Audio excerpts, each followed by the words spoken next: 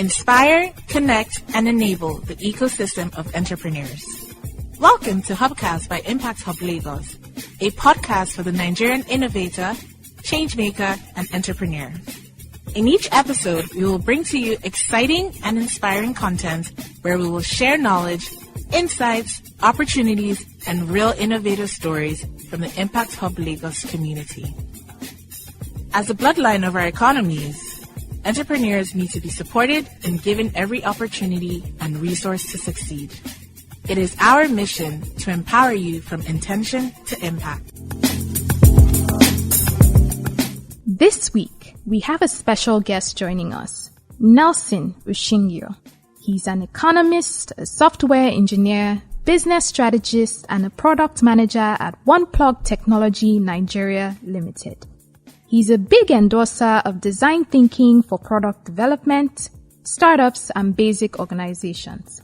Over the years, he has organized various webinars on design thinking for product management.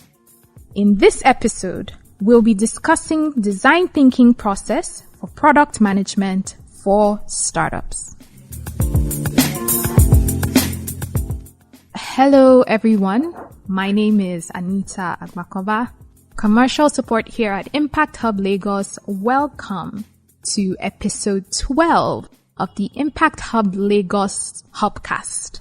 And in this episode, we have a very special guest joining us. His name is Nelson Ushingio. And our topic for this episode is design thinking process for product management for startups.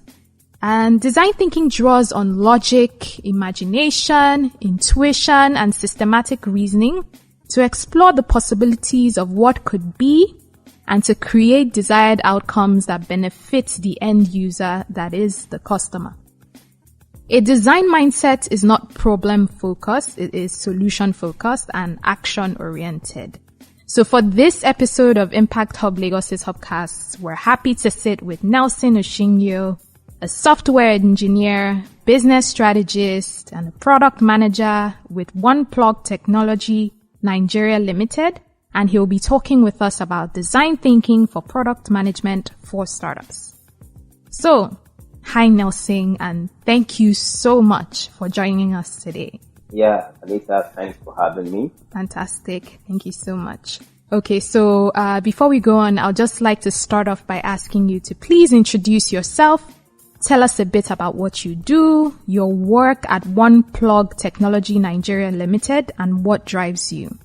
Okay, so my name is Nelson Ushingio. I'm actually a founder at Onepluge and also a product manager at Onepluge. Apparently, I'm a business strategist and also a software engineer. Well, it has been an amazing journey for me so far, knowing the fact that I do this for a living, and for me, the joy I derive from what I do. Yeah, and looking at the fact that I had to switch careers just to get to this point. Apparently, my job, at Onepluge, right, is to make sure that the company does well, not just only does well, but at least profitable in the market, and also to make sure that the end users, which are the consumers, get product from us that actually meets their daily needs. Yeah, so apparently that's that. Okay, fantastic. So from what I'm hearing, it's like you are the chief executive everything at Onepluge, and you're tasked with making sure that everything goes well and that your consumer or your customer is smiling and satisfied with the product because it's solving their problems, right? Fantastic. Yeah. Okay, so as an entrepreneur and a product manager, how has design thinking over the years helped you grow in your day-to-day interaction, right? Because I know we're talking about design thinking for product management in the startup context. So how exactly has design thinking helped you grow your day-to-day interaction? Okay, so thank you for the question, Anita. One of the beautiful things about design thinking, first of all, I know a lot of people do understand it. For those who don't, right? Design thinking is the process for solving problems by prioritizing the customer's need above all else. I mean, most of the things you said earlier, Anita, right? And really, it relies on observing with empathy, how people can actually interact with their environment, right? And looking at it, there are 6 phases to design thinking itself. I mean, for every other person, there are people who look at it, and everyone has a definition for the 6 phases, depending on what you call it to be. There's first empathy, there's defining phase, ideating, prototyping, test, and then launching, right? So how this approach has usually helped me as a business person, I would want to give the credit to the tech school I actually attended, which was Technicolor. I mean, one of the beautiful things those guys are actually doing right there, is to take you from where you are with the knowledge that, with the gaps in the knowledge, you have, we brought you with the process of design thinking and helping you understand the problems that are actually out there in the market, probably in the country, and give you a broader view of what to expect or what to see while going into, the software engineering field. And, for the beautiful things they do, having the fact that you come in as a student and then opening you to this new ideation phase that helps you understand that if you're trying to, go into either you're working for someone or you decide to go into the industry by building something, a product for consumers, you have to understand that there is a process, right, to this building product, and that process could actually be applied on your daily life, So for me, it has given me a broader view on how to see things, on how to approach things, and how to deal with things, right? It has also helped me in my understanding of customers, right? I no longer, as before, would want to just jump into things because I feel there is a gap for them, right? The process has actually helped me want to sit down and really ask the questions, right? Is this thing, really important? What I'm trying to do, is it really important? And also to who actually is going to benefit from it, right? Is it useful? Does the world need the product? Does this product actually exist somewhere else, probably in the market already that I'm actually to go into? And if it exists, and we as a team that are trying to, launch out the product, can we build a better version, 10x, better than what currently is in the market? Is it visible in terms of cost, time, and resources? Does it really solve an existing problem? And the question I want to ask myself also too is, why hasn't this problem been solved? So with these processes, right, it has really defined and reshaped my thinking, process and approach to, things, and also daily life. And I give credit to the Tech Hub Semicolon for actually giving us this ability to learn such things. And I've applied it over the years, and it's been really rewarding. Fantastic. So what I got from that is design thinking completely changes the way you look at whatever problem it is. Because I know most times when people hear about design thinking, they think tech, right? The first thing that comes to mind is it has to be tech, UI, UX, and all of that. But from what you're saying, it is a process that is applicable to whatever solution or whatever problem is out there. And then it changes the way you look at the solution. It puts some sort of template there for you when you're looking at whatever challenge it is that you're trying to solve in life. And that is really, really interesting. Okay. And well, as we've saying that now, or looking at that, in your opinion, how can startups in Nigeria engage this design thinking process in developing their products? So, like I said, it has to be a way of life for everyone looking at going into entrepreneurship. It has to be a way of process for every business if they want to actually achieve growth and amount to something. If they want to be in the industry, 1 to 5 to 10 years to come, right? And then for every startup or business that, are out there, how can they, adapt or probably, incorporate this into their business. It's quite simple, So first of all, like I said earlier, you want to sit down and really ask yourself, questions about the reasons why you're doing what you're doing, right? What the target audience. And with all these things, it gives you a better understanding for a business testing. Okay, so we use the use case of a product manager, right? There are processes to really follow as a product manager, right? And then these processes are almost as similar. That's what they call, most people know this, right? SDLC, which is Software Development Life Cycle. Now, it's same thing as almost, you doing the design thinking phase, which actually involves planning, analyzing, designing, development, testing, development, and maintenance. Those 6 phases are similar with the design thinking phase, which actually allows you to iterate through a process, of building a product. Every startup, every business needs to embed this system of sustainability. Because for every point in time that you try to go through this process, it helps you redefine why you're doing what you're doing, right? Why you're doing it, how you're doing it, who you're actually doing it for, and really what is the need, or why they want what they want. Using a use case, for instance, if you have a colleague at work that, you've just been seeing for a while, and then you just saw this colleague and you feel the colleague is hungry, and then you go buy food for the colleague, and then you realize that, really, at the end of the day, the problem why the colleague was acting the way they were acting probably might not even be that they are hungry.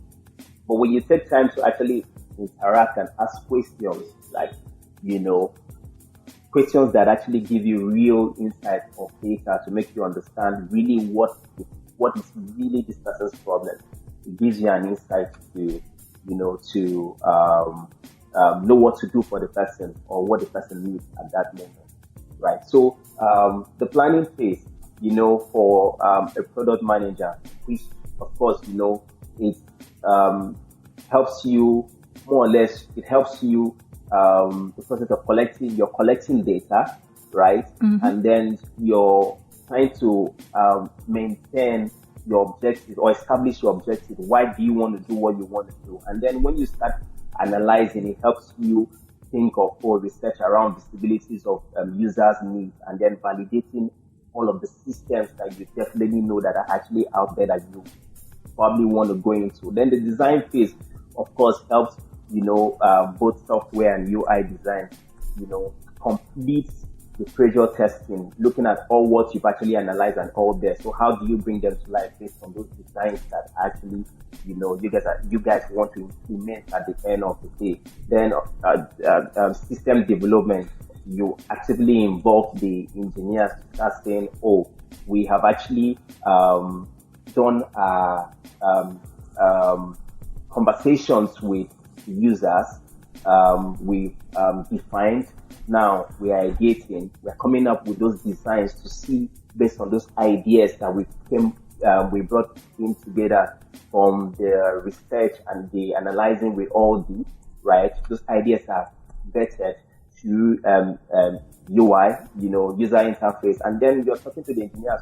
Yes, we have these things and we want to start developing them based on what we already have, And then when that development process is all done, then you gather around, then you do a testing actually to verify all what you've done to see if the solutions you've actually brought out, you guys have actually bettered, is really even solving a problem, And that testing phase, involves a process where you're saying to yourself, you're testing that prototype. It could be a prototype. You're testing it with people. You're testing it with real life people, the people you felt, have this problem. It might be friends. It might be family members. And now the testing process really, or the prototype should not be something big. It should just be a little thing at the end of the day, right? And then, of course, when that testing period is over, then you could then you have the development and maintenance, and then you continue the cycle all over again to make sure that you come up with something, useful that the market really needs. Okay, thank you so much for that, Nelson. Thank you so much. That is really, really insightful. And it's really exciting and it's interesting, this SDLC process, because everything from planning, analysis, design, development, testing, implementation, and maintenance, you can apply it to everything and anything, even in your day-to-day activities in life and all of that. So it resonates very, very well with entrepreneurial processes, life processes, whatever it is. I'm getting to my final question for you today. So I would just ask, what is your advice for entrepreneurs to embrace the design thinking process? Well, I would say you can't overemphasize it that every entrepreneur or probably business owners, right, should. I mean, it should be a way of life for everyone else, whether you're an entrepreneur or business owner, right? You could be an entrepreneur, right, and working for someone else. So how do you embrace these, to make sure that person's business actually grows, right? And then for your day-to-day living and life, think about it, how you evolve. I don't know how a lot of people do it, but I try to always plan everything I'm doing and also plan my day. So it has become a way of life for me, right? And I'm just really going to say this, for everyone else, the beautiful thing about, having people around you that also understand this is I can't overemphasize it. So I give a use case. When we were done with the program in the tech school semicolon where we finished from, most of the software engineers decided to take the entrepreneurship route, right? Because there are two arms. If you're done, you either become a software engineer or you want to build something further, right? And then you take most of us to the entrepreneurship route. Then they have this venture growth lab that actually enables you build your product to the market. The process might be rigorous because it has to do with a lot of intense workshop and all that. But the process, that we went through that got us to the point where we started defining what we had and then putting into the market was really, really insightful and useful. And best in the days, if you ask a founder or someone who wants to build something, what problem are you trying to solve in the market?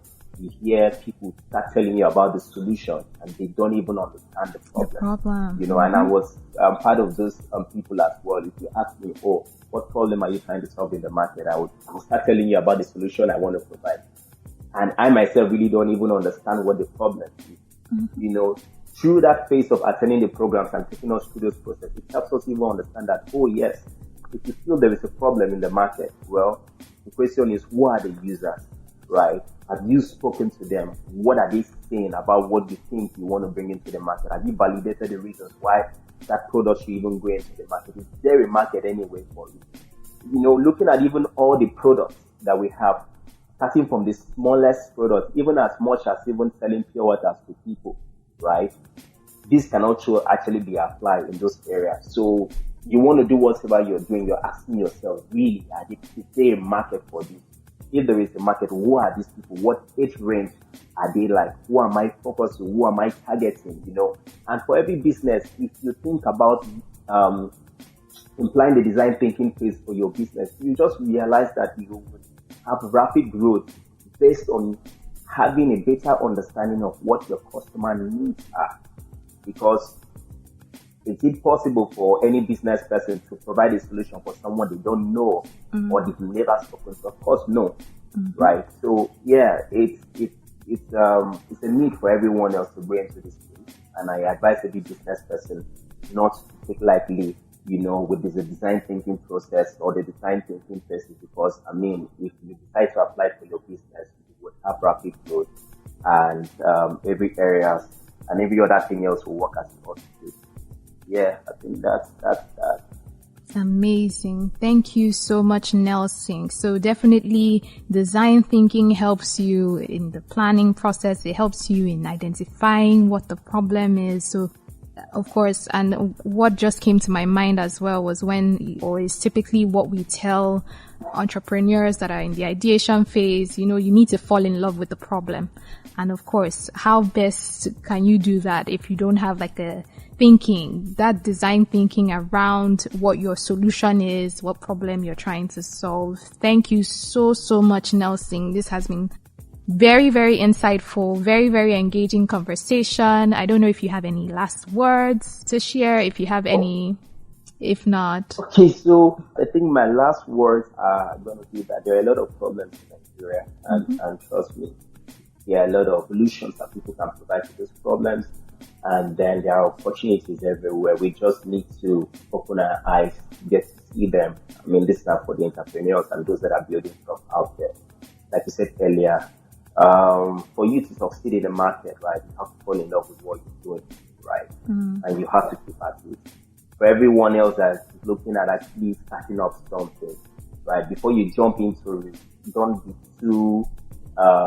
be in a hurry to want to provide a solution when you haven't understood, the market that you're trying to provide a solution for, right? And then try as much as possible to tag along with like-minded people that have been there, have done it, and then people that could also help you grow and understand what you're doing better. And for us, as a company, Semicolon has been an avenue where we got that advice and support from, right? So don't just do it alone, because it's going to be expensive if you want to do it alone.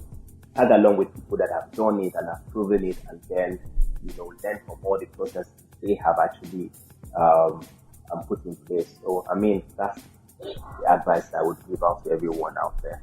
Thank you once again, Nelson Ushingio. Thank you. And thank you so much to everyone who's listening. I'm positive that everyone listening has gotten tons of insights and gleaned lots of information from today's conversation. Again, my name is Anita, commercial support here at Impact Hub Lagos, and we have been speaking with Nelson Ushingio, economist, software engineer, business strategist, product manager at Onepluge Technology Nigeria Limited.